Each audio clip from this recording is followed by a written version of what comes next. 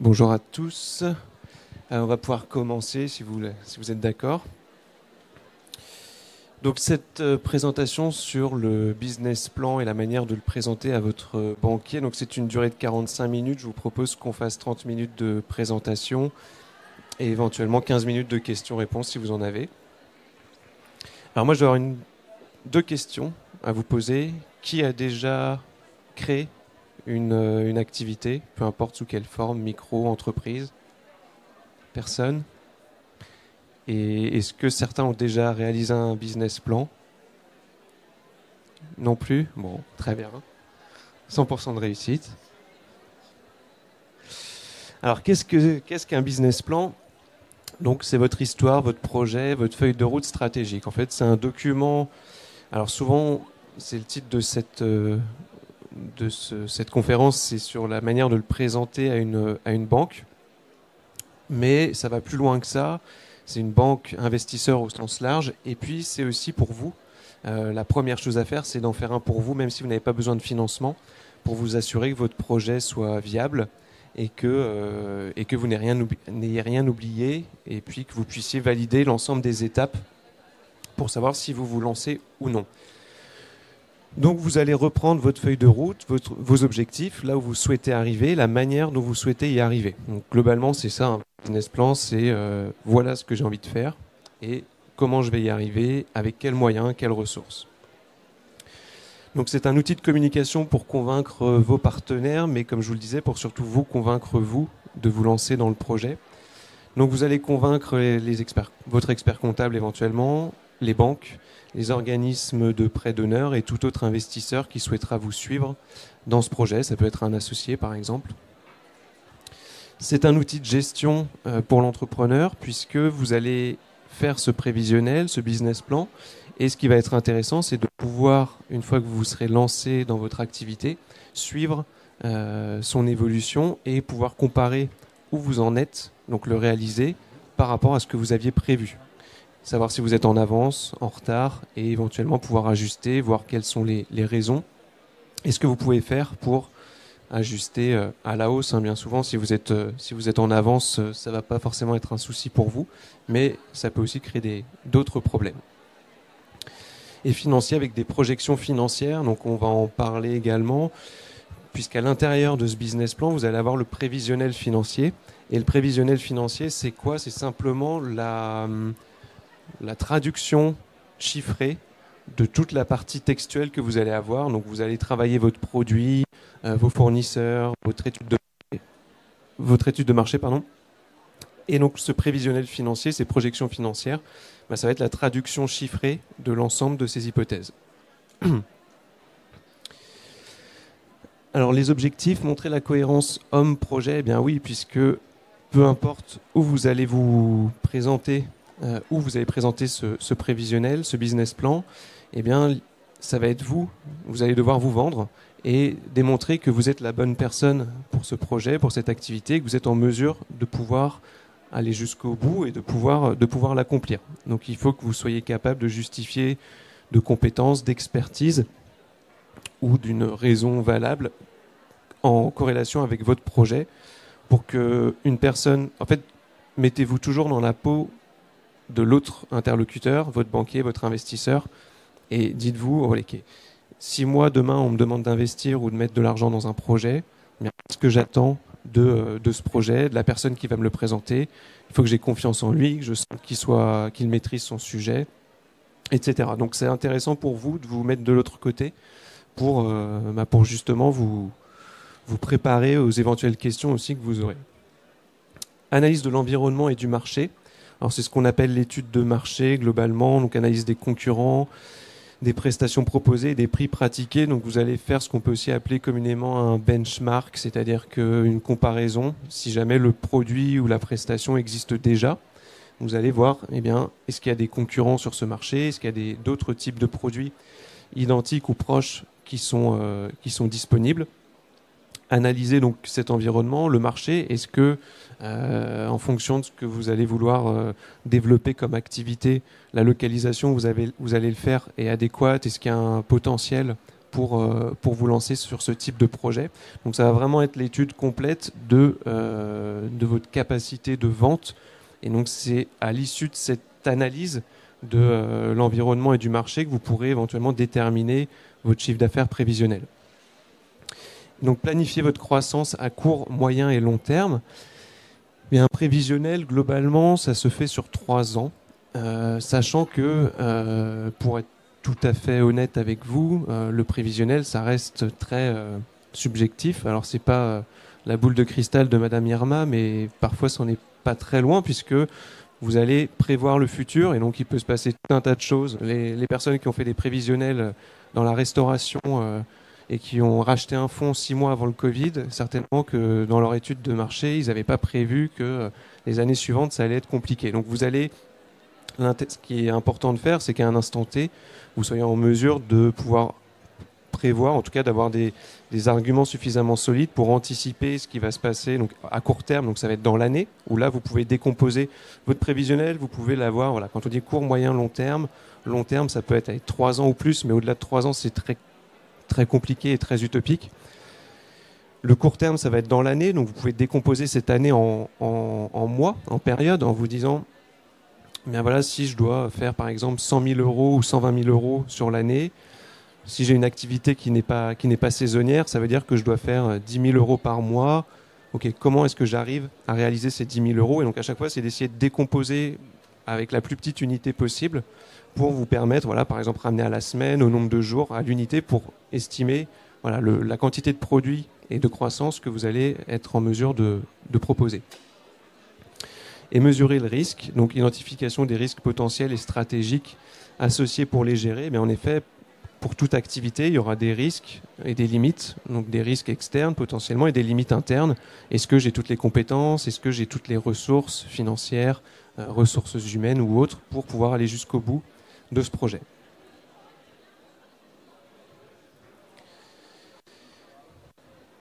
Donc, comme je vous le disais, voilà, cohérence homme-projet. Pourquoi êtes-vous la bonne personne? Donc, mettez-vous dans la peau d'un investisseur qui vous poserait cette question et vous commencez à préparer votre pitch pour expliquer pourquoi c'est vous qui êtes la bonne personne et pas quelqu'un d'autre. Qui se joint à votre projet? Est-ce que vous allez être seul ou est-ce que vous allez avoir des collaborateurs, des associés? Est-ce que vous allez embaucher? Et du coup, directement dans le prévisionnel, dans le business plan, vous pouvez déjà, si vous avez déjà les collaborateurs qui se joignent à vous, qui sont présents, par exemple, je ne sais pas, vous montez un restaurant, une crêperie, et vous avez un super crêpier qui a fait une très bonne formation, eh bien si dès le départ il est intégré au projet, eh bien il faut l'intégrer sur ce business plan pour appuyer cette présentation. Qui vous êtes dans la concrétisation de votre projet, donc présenter les conseils extérieurs, c'est toujours bien lorsque vous avez éventuellement une équipe. Alors ça va dépendre du projet et de la taille de celui-ci. Si vous avez des investisseurs, experts comptables, avocats, notaires si besoin, s'il y a une partie immobilière ou autre. S'il y a des organismes également qui vous suivent, c'est-à-dire que pour aller voir des financements bancaires, s'il y a déjà des organismes qui sont prêts à vous suivre, ça va appuyer votre projet et ça va vous donner plus de poids. Expliquer votre motivation, raconter l'histoire de ce projet, comment vous en êtes venu là, c'est toujours bien, c'est-à-dire que la personne qui va vouloir vous suivre sur ce projet, investir, elle va investir dans le projet, mais elle va aussi investir en vous, donc il faut que vous ayez une histoire qui lui parle, et il faut vraiment que vous vous vendiez, vous également, au-delà du projet global.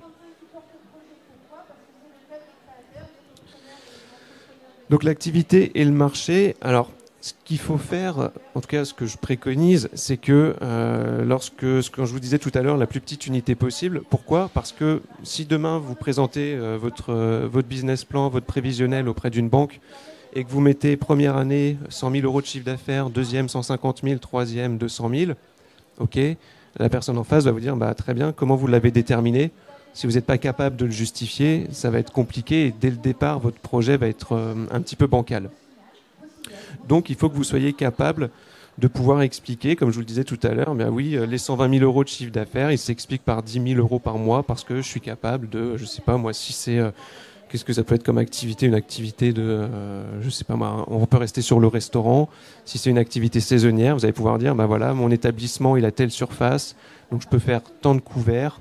temps de couvert, je fais X services, par exemple deux services par repas, donc ça fait 2 le midi, 2 le soir, ça en fait 4. J'estime que je peux avoir 80 ou 90% de taux de remplissage, et en fait vous allez dire sur la haute saison vous allez être à 90, 95, et puis sur les saisons plus un peu moins hautes, vous réduisez, et comme ça vous permet de justifier et de pouvoir vous aussi vous rassurer. Parce que le jour où vous allez vous lancer, vous allez vous dire, ok, moi, cette période, je devais être à 60% de taux de remplissage, je suis qu'à 40, ou à l'inverse, je suis à 75. Et donc, ça vous permet ensuite de pouvoir réarbitrer. En fait, le business plan et le prévisionnel, c'est quelque chose qui va bouger. Il va pas rester figé. Et c'est important pour vous, c'est de vous dire que vous allez le faire évoluer au fur et à mesure de ce que vous allez constater une fois que vous serez lancé. Donc, vous allez avoir votre prévisionnel initial. Et puis, au fur et à mesure, au bout de 6 mois, vous allez pouvoir le reprendre et vous dire, ok, normalement, au bout de 6 mois, je devais être arrivé là. Finalement où j'en suis, et donc potentiellement vous pouvez le retravailler, et au final ce qu'on appelle business plan prévisionnel financier, ça deviendra un budget. Et je sais que nous, avec des clients par exemple, on peut se revoir chaque année en fin d'année et repartir de l'actuel, donc ce qui a été réalisé, et redéfinir un nouveau budget pour l'année suivante, ce qui permet de pouvoir savoir où on va, quels moyens on met en œuvre pour y aller. Donc vos produits, à quels besoins répondent-ils? Quels sont les prix envisagés, la marge attendue? Alors je ne sais pas si vous avez suivi, j'ai vu qu'il y avait une conférence sur définir son prix et sa marge, il me semble, un peu plus tôt dans la journée. Donc ça vous a peut-être aidé. Et ensuite, doivent permettre de valider que le projet est réaliste. Ce qui va être important, en fait, c'est là où vous allez quand même déterminer la chose la plus complexe de votre prévisionnel, ça va être le chiffre d'affaires, parce qu'après les charges, vous pouvez vous baser sur un certain nombre de ratios qui existent en fonction de la profession et de l'activité. En revanche, le chiffre d'affaires, c'est vous qui allez réussir à le définir, et c'est la clé de voûte de tout votre projet. Alors, quelles sont les ressources nécessaires? Donc, moyens humains, techniques et les autres éléments. Alors, moyens humains, je vous le disais tout à l'heure, si vous montez un restaurant, en fonction de la taille, vous pouvez éventuellement être seul, mais c'est compliqué d'être en cuisine et au service. Donc, vous allez avoir besoin de personnes. Donc, quels sont les moyens humains? Comment vous faites pour recruter? Quels sont leurs profils? Est-ce que vous travaillez avec des saisonniers? Est-ce que c'est votre conjoint, par exemple, qui vous accompagne, ce qui permet de sécuriser aussi un petit peu ou pas? Parce que des fois, ça peut créer de travailler en couple, mais c'est toutes ces choses qu'il va falloir mettre en avant. Les moyens techniques. Est-ce que lorsque vous allez présenter votre business plan, vous avez déjà le local, ou est-ce qu'il faut que vous le trouviez? Est-ce que vous avez besoin de matériel? En ce moment, ça peut être compliqué d'avoir certains matériels puisqu'il y a des délais de livraison qui sont assez longs. Donc, il faut anticiper toutes ces choses-là et essayer en fait de vraiment réfléchir sur votre projet. En fait, la réalisation de ce business plan, c'est vraiment la réflexion globale sur votre projet et sur tous les éléments de celui-ci. La présentation auprès de la banque, on va dire que c'est le plus, et ça aura peut-être besoin d'être un petit peu remis en forme, mais sur le fond, tout créateur a besoin de faire ce travail pour être sûr qu'il n'a pas de trou dans la raquette. Est-ce qu'il y a des brevets, des marques, des logiciels qui vont vous être nécessaires, par exemple, pour cette activité? Le montage juridique, donc quelle structure abrite le projet? Alors je ne sais pas si vous étiez là ce matin, j'ai fait le choix de sa structure juridique. Donc en fonction de votre situation, vous allez voir déjà si vous êtes seul ou à plusieurs associés, les formes juridiques ne seront pas les mêmes. Et ensuite, ce qui va dépendre entre SARL et SAS, ce sera principalement, mais pas exclusivement, mais principalement le statut social du dirigeant. Donc en fonction, vous verrez quelle forme juridique est la meilleure pour vous. Et donc justement, gérant la différence entre les deux, ce que je vous expliquais, donc travailleur non salarié pour les gérants de SARL, les gérants majoritaires, et président de SAS est assimilé salarié. Donc il y a des différences principalement sur les cotisations sociales qui sont plus importantes pour les présidents de SAS que pour les gérants de SARL. Alors on va revoir également revoir pour certains quelques notions financières. Donc compte de résultat et bilan, capacité d'autofinancement, BFR, plan de financement. Alors c'est important d'en avoir des notions et de savoir à quoi ça correspond, puisque si vous vous retrouvez devant un banquier, un investisseur, il faut que vous soyez en mesure de pouvoir justifier, au-delà des différents éléments ou des différents impacts de votre prévisionnel, mon compte de résultat, savoir qu'est-ce qui est important de savoir dans mon bilan, qu'est-ce que la capacité d'autofinancement, le BFR, le plan de financement, puisque ce sont des éléments avec lesquels vous allez discuter auprès de du banquier. Et donc, il faut être en mesure de pouvoir comprendre ce qu'il en est et savoir si votre projet permet de répondre à ces attentes. Alors, la capacité d'autofinancement, donc là, il y a une définition ratio financier qui montre la capacité de l'entreprise à autofinancer son cycle d'exploitation et à générer de la richesse. Concrètement, c'est le cash généré par votre activité. Donc, est-ce que mon activité, elle brûle du cash, ou est-ce qu'à l'inverse, elle me permet d'avoir un excédent de trésorerie et du coup de pouvoir prospérer. Alors après, cette capacité d'autofinancement, elle peut être négative au début parce qu'il y a certaines activités qui ont besoin le temps de se mettre en route, de brûler davantage de trésorerie. Mais dans l'idée, c'est que à la fin, ou en tout cas en cours assez rapidement, vous soyez en mesure de dégager des excédents de trésorerie pour, toujours dans le cadre de ce financement bancaire, être en mesure de rembourser votre banque, puisque c'est la principale chose qu'ils vont regarder.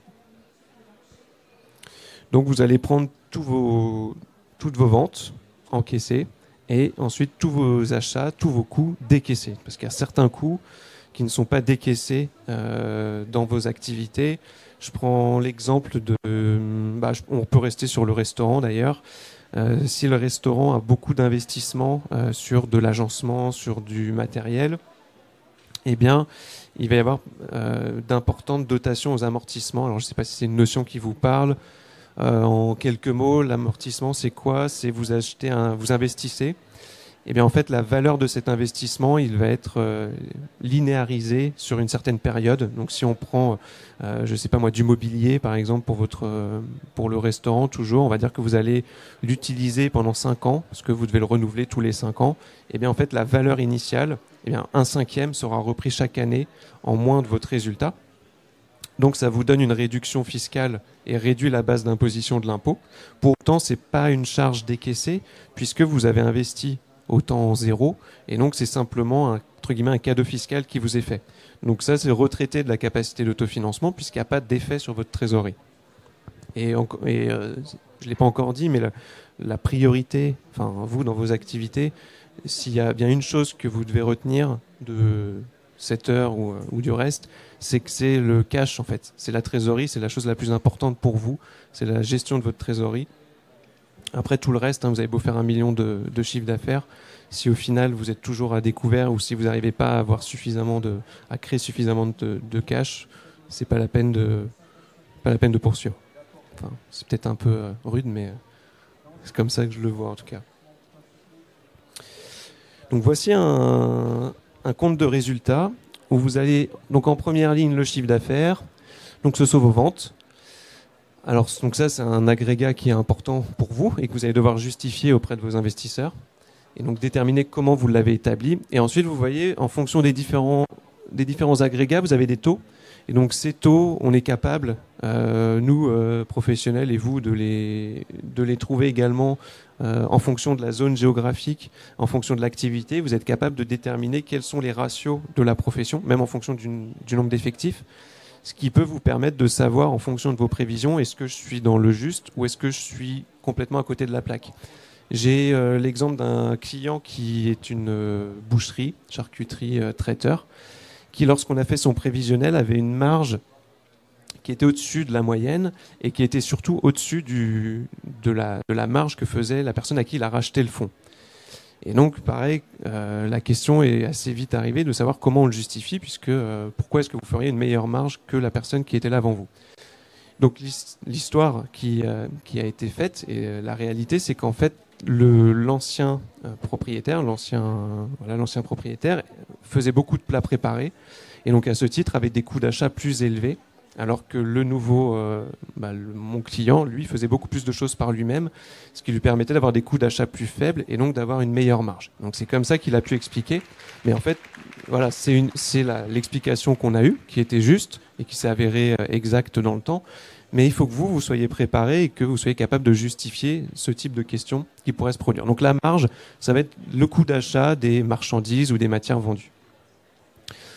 Donc vous avez fourniture, après vous avez tout ce qu'on appelle charges externes, donc services extérieurs, charges externes, ça va être les loyers, ça va être les honoraires, ça va être les assurances, le Internet, voilà, toutes ces charges autres qui ne rentrent pas dans le coût de revient. Après, dans votre marge, si vous pouvez le voir d'une manière suivante, c'est que ça va être, alors je schématise à l'extrême, mais pas trop. La marge, ça va être vos charges variables. En tout cas, vos achats effectués, ça va principalement être vos coûts variables. Et après, vos coûts fixes seront plutôt vos charges externes. Puisque votre loyer, eh bien que vous consommiez une unité ou 100, vous allez payer le même prix. Alors que sur vos matières, eh bien, ça va s'ajuster en fonction de votre processus de production. Les impôts et taxes, donc principalement impôts locaux, salaire brut donc de vos salariés, les charges sociales patronales, puisque ça s'ajoute au salaire brut, la rémunération, donc là on est dans le cadre d'une SARL ou d'une EURL, puisque le dirigeant, donc cotisation TNS, sont pour un travailleur non salarié, donc la rémunération du dirigeant et ses cotisations, ce qui vous donne les charges de personnel. C'est aussi intéressant de voir est-ce que vous êtes dans le juste ou pas, ou est-ce que ce poste explose. Je reste dans l'exemple de la restauration par exemple. Eh bien ce poste augmente davantage parce que c'est de plus en plus difficile d'avoir du personnel qualifié, et donc ça prend une part de plus en plus importante dans le compte de résultat. Et donc ensuite, ce que je vous indiquais tout à l'heure, les dotations aux amortissements. Bon, là vous avez d'autres charges. Donc ça vous donne votre résultat d'exploitation. Donc ça c'est vraiment la partie la plus intéressante, ou en tout cas la plus suivie, c'est combien votre activité génère de résultats. Ensuite, le résultat financier, bon, c'est principalement charges financières. Ça va être si vous avez des intérêts de découvert ou des intérêts d'emprunt, tout simplement. Donc, ce qui vous donne votre résultat courant. Et il peut y avoir du résultat exceptionnel, mais je vais pas c'est pas un cours de compta, donc on va éviter de vous polluer l'esprit avec ça. L'impôt sur les sociétés. Donc là, on est dans une forme à l'impôt sur les sociétés. Donc, un taux réduit de 15% jusqu'à 42 500 euros de résultat. Et au-delà, vous êtes à 25%. Et donc, au final, le résultat de l'exercice. Après, vous avez ces ratios. Ça vous permet de voir si vous êtes juste ou non. Donc, vous, ce qui va être le plus important, c'est de regarder le chiffre d'affaires, la marge, les différents postes qui peuvent être significatifs dans votre activité, le résultat d'exploitation. Donc, ce sont principalement ces agrégats qui vont être importants pour vous. Donc, pour compléter ce que je vous disais tout à l'heure sur la capacité d'autofinancement, eh bien, dans ce cadre-là, si on redescend l'ensemble des postes rapidement, mais on voit que tous ces postes en fait génèrent une entrée ou une sortie de trésorerie, à l'exception des dotations aux amortissements, comme je vous l'expliquais, puisque l'investissement a eu lieu précédemment, et c'est simplement une écriture comptable qui vous permet de bénéficier d'un avantage fiscal avec une réduction de votre base imposable. Donc vous prenez votre résultat de l'exercice, vous ajoutez les dotations qui ont auparavant été déduites, et ça va vous donner votre capacité d'autofinancement. Donc on voit à ce niveau-là, donc le résultat, on ajoute les dotations, donc quel est le niveau de trésorerie que vous dégagez. Donc là on voit que vous dégagez une trésorerie positive. Après, est-ce que c'est suffisant pour rembourser les emprunts? Eh bien, on voit que là ça passe, mais ça va être juste. Et même si ça passe, votre partenaire bancaire, alors je ne veux pas faire de généralité, mais ça peut arriver que ce soit souvent ceinture et bretelles. Donc là, il va se dire ok, ça passe, mais c'est pas suffisant. Il vous faut une marge de sécurité, et donc peut-être retravailler les prévisions. Autre point important et très important que j'ai omis, notamment toujours sur cette partie chiffre d'affaires. Il peut arriver, si vous le faites par vous-même ou si vous partez par un conseil, que vous disiez, moi j'estime que mon chiffre d'affaires, je peux faire 100 000 euros sur le premier exercice. Pour être prudent, eh bien, je vais simplement présenter auprès de la banque un chiffre d'affaires de 80 000 euros en me disant, je me prends une marge de sécurité. Alors, il s'avère que dans une autre vie, j'ai travaillé un peu en banque, et donc ils effectuent généralement ce qu'on peut appeler un stress test, c'est-à-dire qu'ils vont partir de votre prévisionnel, qu'il affiche 100 000 ou 80 000, ils vont faire le même exercice, et vont se dire, d'accord, si on prend 70%, est-ce que ça passe ou est-ce que ça passe pas? Donc si dès le départ, vous commencez à réduire et à être ultra pessimiste, mais en plus de ça, vous passerez jamais en fait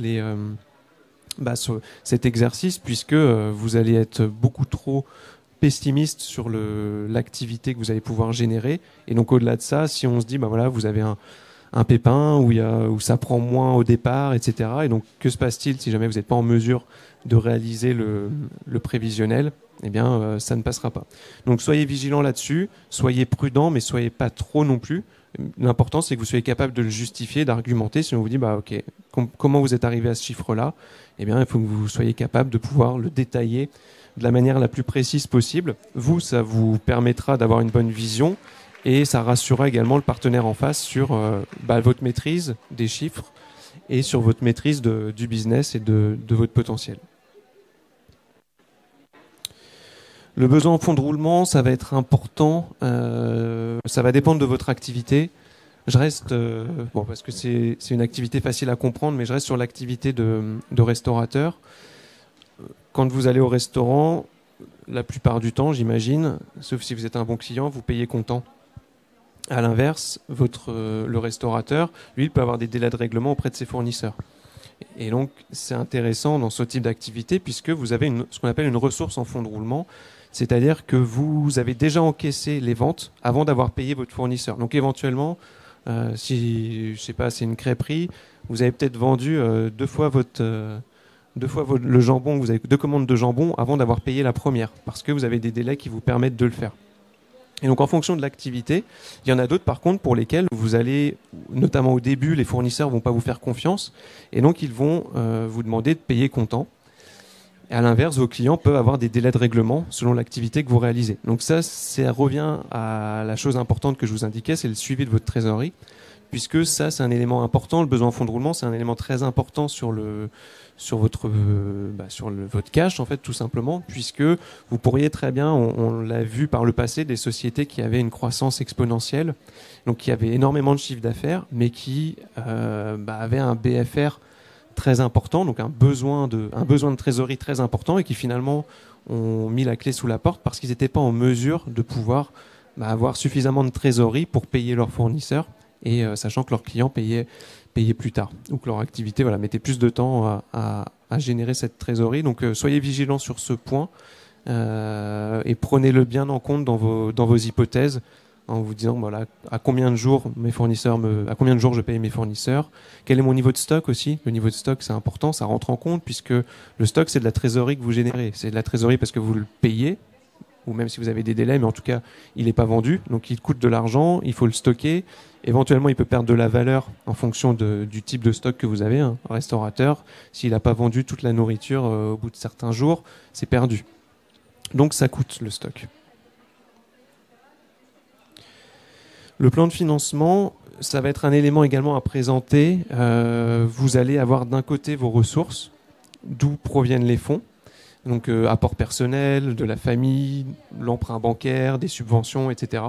Et où vont ces fonds en investissement pour justement financer le besoin en fonds de roulement du début d'activité. Avant que vous n'ayez vos premières rentrées, il faut peut-être déjà acheter des matières premières, acheter des matériaux.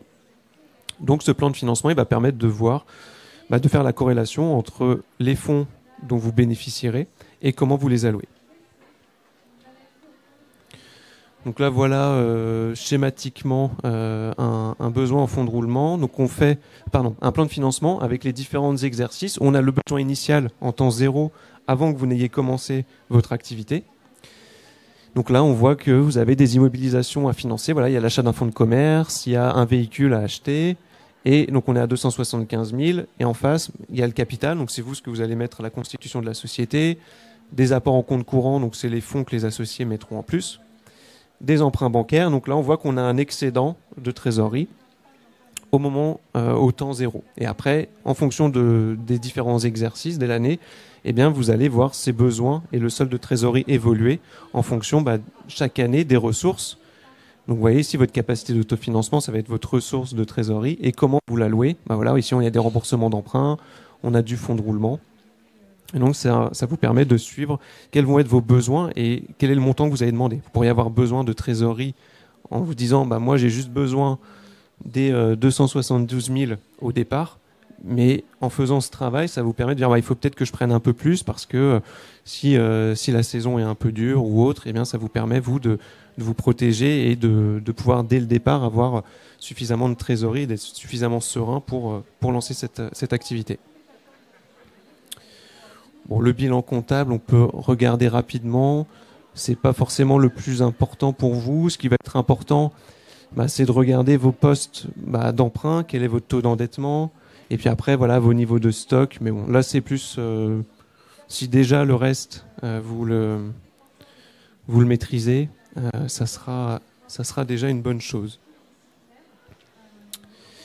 Et enfin, donc là c'est plutôt sur le côté forme du business. Ça va être de répondre aux questions, voilà, qui fait le projet, qu'est-ce que vous faites, quoi, à qui sont vos clients, pourquoi vous le faites et comment vous y arrivez. Donc répondez à ces questions.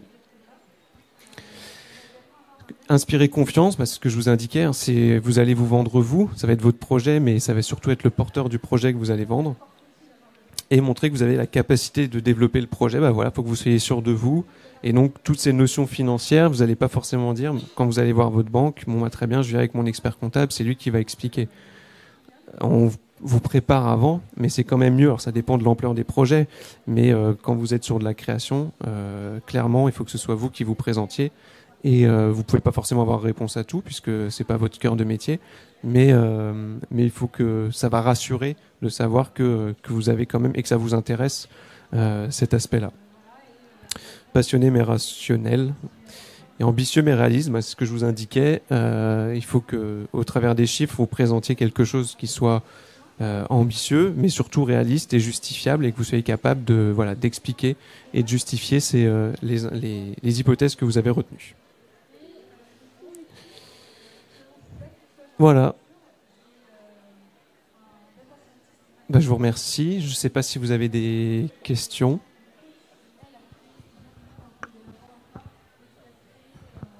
C'est technique, mais sur le premier compte de résultats simplifié que vous avez présenté, le remboursement de la dette, justement, il situe où ? Alors, c'est une bonne question. Le remboursement de la dette ne se situe pas dans le compte de résultats. En fait, dans le compte de résultats, vous allez simplement avoir l'impact des charges financières, donc des intérêts d'emprunt.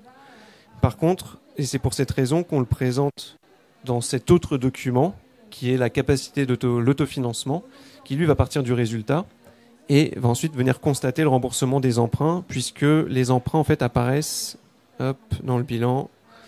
Les emprunts apparaissent ici, donc vous allez souscrire 100 000 €, et puis en fonction des remboursements de capital, donc quand vous faites un remboursement d'emprunt, il y a une part de capital, une part d'intérêt, éventuellement une part d'assurance.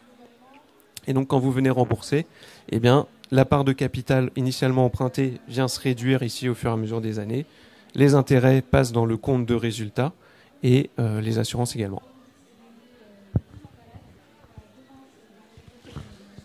Avez-vous d'autres questions ?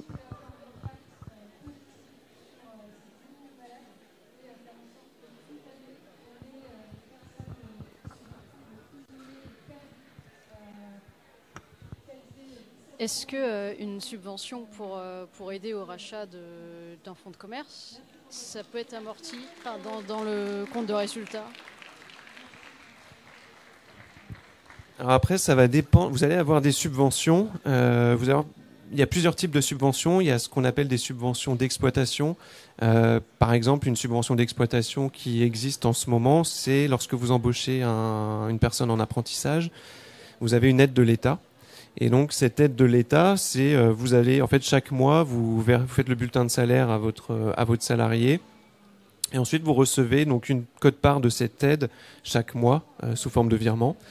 Donc là c'est une subvention d'exploitation qui tombe directement dans votre résultat comme un produit en fait qui rentre un peu plus haut, hop, voilà, qui rentre. Alors c'est plus ou moins, c'est pas vraiment du chiffre d'affaires, mais qui rentre dans ces agrégats. Et ensuite, il y a les subventions d'investissement. Et donc là, les subventions d'investissement, elles, en effet, c'est un peu plus technique. Elles rentrent dans votre bilan. Et ensuite, en fonction de l'actif qu'elles viennent subventionner, donc si vous achetez du matériel que vous amortissez sur 5 ans, eh bien, du coup, vous la reprenez, mais c'est purement comptable. L'aspect trésorerie, vous l'encaissez directement. Et ensuite, eh bien, c'est une écriture comptable qu'on vient constater à chaque exercice. Dans le cadre d'un projet de reprise d'entreprise, il y a deux parties. Il y a le rachat de la boîte en tant que telle, mais il faut aussi présenter un business plan sur le business dans les années à venir. Bah, en fait, les deux sont liés. C'est-à-dire que si vous rachetez une société, eh bien, elle va avoir un coût. Et donc, il faut intégrer. Alors après, ça va dépendre du montage que vous faites. Si vous faites un montage avec une société holding, etc. Mais dans l'absolu, si vous prenez le cas d'un rachat, il va y avoir un prix d'achat. Et donc, ce prix d'achat, en fait, vous allez faire un prévisionnel qui intègre l'activité future. Donc, ce qui va être assez simple, entre guillemets, c'est que vous avez déjà de l'existant. Donc, vous allez être capable de dire, bah voilà, le réaliser. Un peu comme l'exemple que je vous indiquais sur le boucher. Lui, là, on est parti du réalisé. Combien faisait l'ancien propriétaire? Et ensuite, sur chacun des agrégats, on s'est dit, bah voilà, est-ce qu'on pense faire plus, moins? Par exemple, je sais pas, sur la masse salariale, on va faire moins parce qu'on aura besoin de moins de personnes. La marge, comme je vous disais, on sera meilleur pour ces raisons.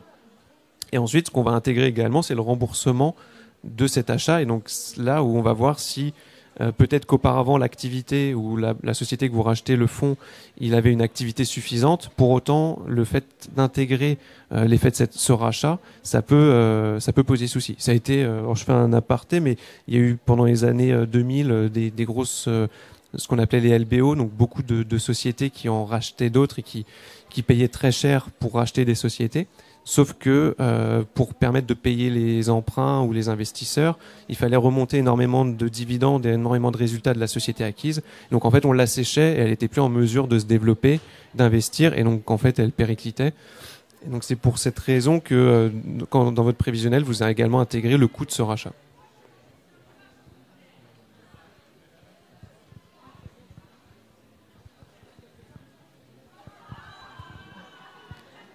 Une fois, deux fois. Sûr? Ok. Bah, merci à tous et puis bah, bon courage dans vos projets futurs.